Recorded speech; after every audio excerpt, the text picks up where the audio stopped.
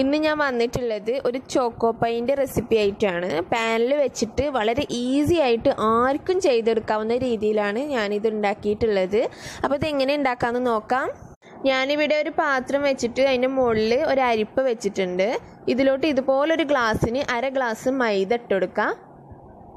ഒരു 2 table spoon cocoa പൗഡറും അതിലോട്ട് ഇട്ടുകൊടുക്കാം. സ്പൂൺ വെച്ചിട്ട് തന്നെ അളന്നാൽ മതി. സ്പൂൺ വെച്ചിട്ട് അളക്കുമ്പോൾ വടിച്ചിട്ടെടുക്കണം, അത് ശ്രദ്ധിക്കുക. പിന്നെ ഇതിലോട്ടൊരു 1/4 ടീസ്പൂൺ ബേക്കിംഗ് സോഡ ചേർത്ത് കൊടുക്കാം. കൊക്കോ പൗഡർ എടുക്കുമ്പോൾ നിങ്ങൾ വടിച്ചിട്ടെടുക്കുക, അത് പ്രത്യേകം ശ്രദ്ധിക്കുക കേട്ടോ, അല്ലെങ്കിൽ കൂടുതലായി പോവും, ബാറ്റർ കട്ടിയായി പോവും, അത് ശ്രദ്ധിക്കുക. അരിച്ചെടുത്ത ശേഷം നന്നായിട്ട് പൊടികളൊന്ന് മിക്സ് ചെയ്തെടുക്കണം ഇതുപോലെ. ഇനി ഇതൊരു സൈഡിലോട്ട് മാറ്റി വയ്ക്കാം. ശേഷം ഞാൻ ഇതുപോലൊരു ബൗൾ എടുത്തിട്ടുണ്ട്. ഈ ബൗളിലോട്ട് ഞാൻ നേരത്തെ എടുത്തിട്ടുള്ള അതേ ഗ്ലാസ്സിന് ഒരു 1/2 ഗ്ലാസ് പാലൊഴിക്കുകയാണ്. ഞാനിവിടെ ഇളം ചൂടുള്ള പാലാണ് എടുത്തിട്ടുള്ളത്. അതിലോട്ട് 1 ടീസ്പൂൺ വിനീഗർ ചേർത്തിട്ട് നന്നായിട്ടൊന്ന് ഇളക്കി കൊടുക്കുക. പെട്ടെന്ന് തന്നെ അത് പിരിയാൻ തുടങ്ങും, അപ്പോൾ നന്നായിട്ട് ഇളക്കി കൊടുക്കുക. നല്ലോണം കട്ട പിടിക്കുന്നതിന് മുന്നേ, നമ്മൾ ഒഴിച്ചോടം മാത്രമായിട്ട് കട്ട പിടിക്കുന്നതിന് മുന്നേ നന്നായിട്ട് മിക്സ് ചെയ്തിട്ട് ഇതുപോലെ ആക്കിയെടുക്കണം. അപ്പോൾ ഇളം ചൂടുള്ളതുകൊണ്ട് പെട്ടെന്ന് ആയി കിട്ടുകയും ചെയ്യും. ഇതിലോട്ട് ഞാൻ നേരത്തെ എടുത്ത അതേ ഗ്ലാസ്സിന് പഞ്ചസാര പൊടിച്ചത് ഒരു 1/2 ഗ്ലാസ്സാണ് എടുത്തിട്ടുള്ളത്. നന്നായിട്ട് പൊടിച്ചിട്ടുള്ളതാണ്, പെട്ടെന്ന് അതിൽ മെൽട്ടായി കിട്ടും. അപ്പോൾ അത് അളവ് ശ്രദ്ധിക്കുക. 1/2 ഗ്ലാസ്സാണ് എടുത്തിട്ടുള്ളത്, മൈദ എടുത്ത അതേ അളവിൽ തന്നെ. ഇനി ഇതിലോട്ട് നമ്മൾ എടുത്ത് വെച്ചിട്ടുള്ള കൊക്കോ പൗഡറും മൈദയുടെയും കൂടെ മിക്സ് ഇതിലോട്ട് ഇട്ട് കൊടുത്തിട്ട് ഒന്ന് മിക്സ് ചെയ്തെടുക്കണം.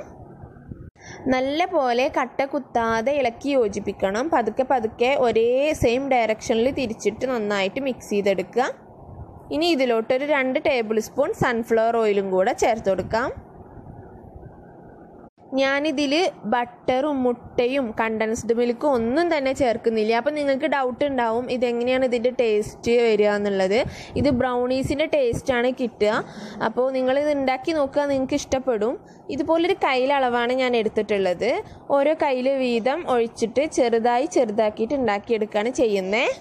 അപ്പോൾ അടച്ച് വെക്കുന്ന നോൺ സ്റ്റിക്കിൻ്റെ ചട്ടിയോ എന്തെങ്കിലും ഉണ്ടെങ്കിൽ അതിൽ ചുട്ടെടുത്താൽ മതി. അപ്പോൾ അടച്ച് വെച്ചിട്ട് നിങ്ങളിങ്ങനെ ചുട്ടെടുത്താൽ മതി. ഇതുപോലെ ബബിൾസ് വരുമ്പോൾ മറിച്ചിടുക. അപ്പോൾ നിങ്ങൾക്ക് ഇത് ഒഴിച്ചെടുക്കുന്നതിൻ്റെ ചൂട് അറിയണമെന്നുണ്ടാവും. അപ്പോൾ ചൂട് എങ്ങനെയാണെന്ന് വെച്ചാൽ നന്നായിട്ട് ചൂടാക്കി എടുക്കുക ആദ്യം ചട്ടി. ശേഷം നല്ല പോലെ ഫ്ലെയിം കുറച്ച് വെച്ചതിന് ശേഷം മാത്രം ഒഴിക്കുക, അല്ലെങ്കിൽ കരിഞ്ഞു പോവും. നല്ല പോലെ ചട്ടി ചൂടായിട്ട് നല്ലോണം സിമ്മാക്കിയിടുക. എന്നിട്ട് ഇതിലോട്ട് ഒഴിച്ചു കൊടുക്കുക. എന്നിട്ട് ആ സിമ്മിൽ കിടന്നിട്ട് ഇങ്ങനെ ഒരു 5 മിനിറ്റോളം ഇങ്ങനെ പതുക്കെ കിടന്നിട്ട് ഒന്ന് വേവിച്ചെടുത്താൽ മതി. അപ്പോൾ ഓരോ അടുപ്പിനും ഓരോ ചൂടാവുമല്ലോ. ഞാൻ എൻ്റെ അടുപ്പിന് ചൂട് വെച്ചിട്ടാണ് ഞാൻ 5 മിനിറ്റ് എന്ന് പറഞ്ഞത്. നിങ്ങൾ അടച്ച് വെക്കുന്ന നോൺ സ്റ്റിക്കിൻ്റെ ചട്ടിയിൽ അടച്ച് വെച്ചിട്ടാണ് ഇത് ചെയ്തിട്ടുള്ളതെങ്കിൽ 2 മിനിറ്റ് എടുത്താൽ മതി. അപ്പോഴത്തേനും ഇതായി കിട്ടും. ഇതിൻ്റെ മുകളിൽ തണുത്ത ശേഷം കുറച്ച് വിപ്പിംഗ് ക്രീം ഞാനിവിടെ ഉണ്ടാക്കി വെച്ചിട്ടുണ്ട്. നിങ്ങൾക്ക് വേണമെങ്കിൽ ബട്ടർ ഫ്രോസ്റ്റിങ്ങും ചെയ്യാവുന്നതാണ്. അപ്പോൾ ഞാനിവിടെ വിപ്പിംഗ് ക്രീം ഒന്ന് തേച്ച് കൊടുക്കുകയാണ്. അതിൻ്റെ മുകളിലായിട്ട് മറ്റൊന്നും കൂടി വെച്ചിട്ട് ഇങ്ങനെ ഒന്ന് ലെവൽ ചെയ്ത് കൊടുക്കുക. എല്ലാം കൂടി ഇതുപോലെ ചെയ്തെടുത്തിട്ടുണ്ട്. ഇനി ഇതിന് മുകളിൽ കുറച്ച് ചോക്ലേറ്റ് ഗനാഷ് കൂടെ ഒന്ന് ഒഴിച്ചു കൊടുക്കാം. ഡാർക്ക് ചോക്ലേറ്റ് വെച്ചിട്ട് വിപ്പിംഗ് ക്രീം നല്ലപോലെ ഒന്ന് ചൂടാക്കിയിട്ട് അതിലോട്ട് ഡാർക്ക് ചോക്ലേറ്റും ഒന്ന് ഗ്രേറ്റ് ചെയ്തത് ഇട്ട് കൊടുത്തിട്ട് ഇളക്കിയിട്ടാണ് ഞാൻ ഗനാഷ് ഉണ്ടാക്കിയിട്ടുള്ളത്. അപ്പം നിങ്ങൾക്ക് വേണമെന്നുണ്ടെങ്കിൽ സൈഡിലും ബാക്കിലും മുഴുവനായിട്ടും ഗനാഷിലും മുക്കിയെടുക്കാം.